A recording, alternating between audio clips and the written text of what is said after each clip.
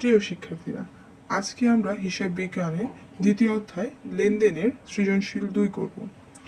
সৃজনশীল 2-এ 2017 সালের জানুয়ারি মাসে জয়েন্ট ব্রাদার্সের কিছু লেনদেন দেওয়া আছে।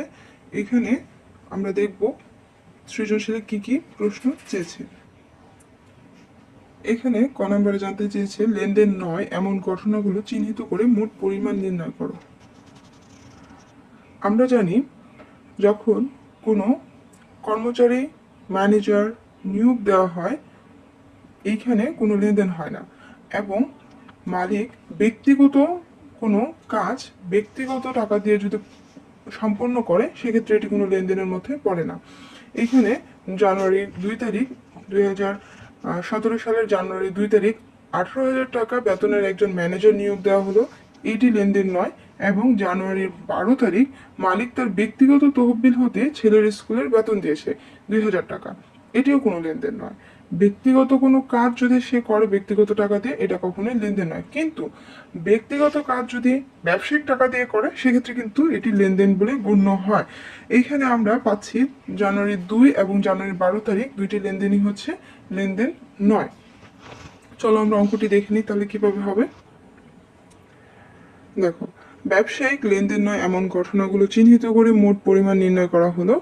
তারিখ, বিবরণ, টাকা, টাকা, এইভাবে ছক করতে হবে। এবং 2017 সালের জানুয়ারি 2 তারিখ একজন ম্যানেজার নিয়োগ দেওয়া হলো 18,000 টাকা। জানুয়ারি 12 তারিখ মালিক তার ব্যক্তিগত তহবিল হতে ছেলের স্কুলের বেতন দিলেন 2,000 টাকার, মোট 20,000 টাকা। এই হলো মোট টাকার পরিমাণ। চলো খ নাম্বারটি দেখে নিই। খ নম্বরে জানতে চেয়েছে জয়েন্ট ব্রাদার্সের লেনদেনগুলোর সমীকরণ পদ্ধতিতে কারণ সহ ব্যাখ্যা। তাহলে দেখো, জানুয়ারির 1 তারিখ ব্যবসায় মূলধন আনা হয়েছে 75,000 টাকা, তার মানে মূলধন আনার ফলে নগদ টাকা বৃদ্ধি পেয়েছে এবং এটি মালিকানা সত্ত্বে প্রভাব ফেলেছে। সুতরাং আর্থিক অবস্থার পরিবর্তন হয়েছে। যদি আর্থিক অবস্থার পরিবর্তন হয় তাহলে এটি লেনদেন। যেহেতু এটি লেনদেন, এটির ব্যাখ্যা হবে কি, নগদ অর্থ প্রতিষ্ঠানে মূলধন স্বরূপ আনার ফলে প্রতিষ্ঠানের আর্থিক অবস্থার পরিবর্তন হয়েছে। এবং জানুয়ারি 2 তারিখেরটি লেনদেন নয়, সুতরাং এটি আসবে না। জানুয়ারি 7 তারিখ বলছে ধারে পণ্য বিক্রয় করা হয়েছে 50,000 টাকা। ধারে পণ্য বিক্রয় করার ফলে বিক্রয় একটি আয়, এবং ধারে পণ্য বিক্রয় করার ফলে প্রাপ্য হিসাব সৃষ্টি হয়েছে। সুতরাং ধারে পণ্য বিক্রয় করায় আয় বৃদ্ধি পেয়েছে এবং প্রাপ্য হিসাবও বৃদ্ধি পেয়েছে। জানুয়ারি 10 তারিখ নগদে মণিহারি ক্রয় 2,200 টাকার, এটি একটি লেনদেন। এখানে মণিহারির মূল্য অর্থের মাপকাঠিতে পরিমাপযোগ্য, সুতরাং মণিহারি ক্রয়ের ফলে প্রতিষ্ঠানের একটা ব্যয় হয়েছে এবং নগদ অর্থ কমে গেছে বা হ্রাস পেয়েছে। 2017 সালের জানুয়ারির 12 তারিখের লেনদেনটি লেনদেন নয় বলে গণ্য হয়েছে, এবং জানুয়ারির 20 তারিখের লেনদেনটি আমরা দেখব।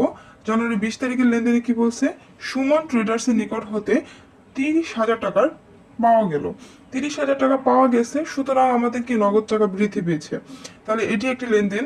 আমরা বলবো এটার ব্যাখ্যা বলবো হচ্ছে, সুমন ট্রেডার্সের নিকট হতে পণ্য প্রাপ্য হিসাবে যে টাকাটা আমরা পেয়েছি, প্রাপ্য হিসাবে টাকা পাওয়ায় নগদ অর্থ বৃদ্ধি পেয়েছে এবং প্রাপ্য হিসাব হ্রাস পেয়েছে। চলো আমরা অঙ্কটি তাহলে দেখে নিই। দেখো, সেম পদ্ধতিতে তোমরা অঙ্কটি করতে পারবে। আমি যে ব্যাখ্যাগুলো বললাম এগুলোই লেখা আছে এখানে, দেখে নাও।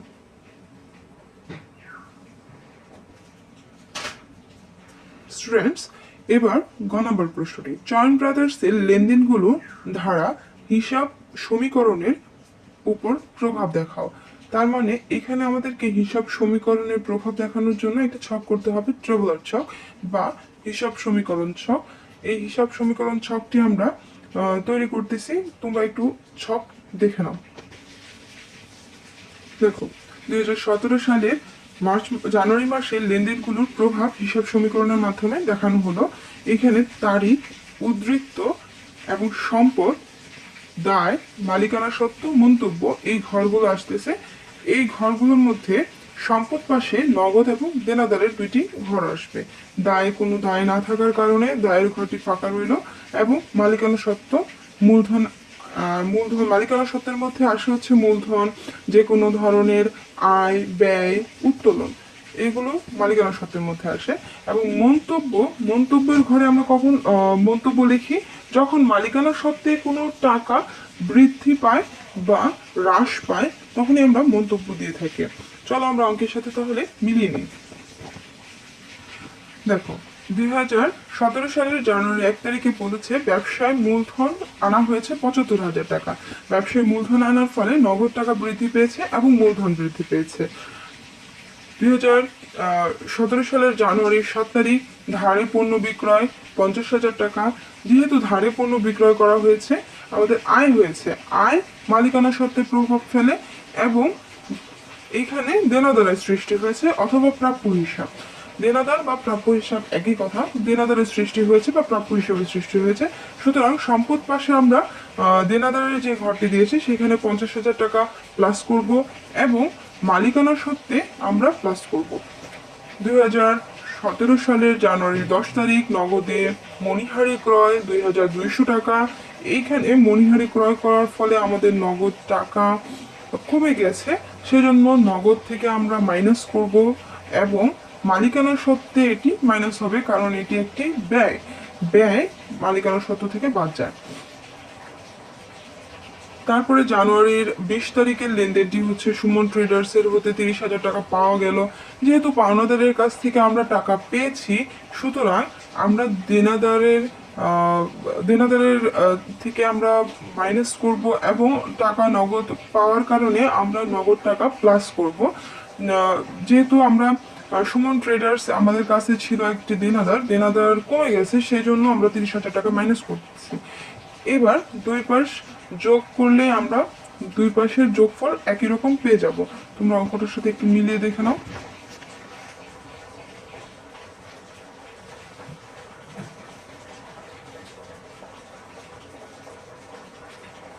ধন্যবাদ।